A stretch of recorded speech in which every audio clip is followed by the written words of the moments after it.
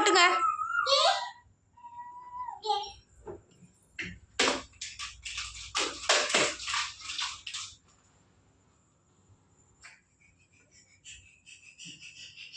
My வண்டி ஓட்டுமா.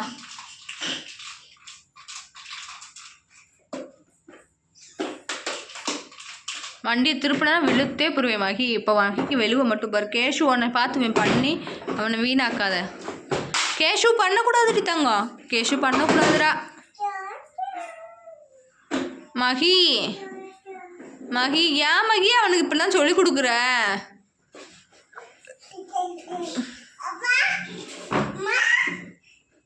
ரெண்டு பேருக்கு நீங்கள் அடியை விட்டு பாரு வெளுத்து போகிறேன். பண்ணுறது தப்பு. கேஷு விழுந்துடாத.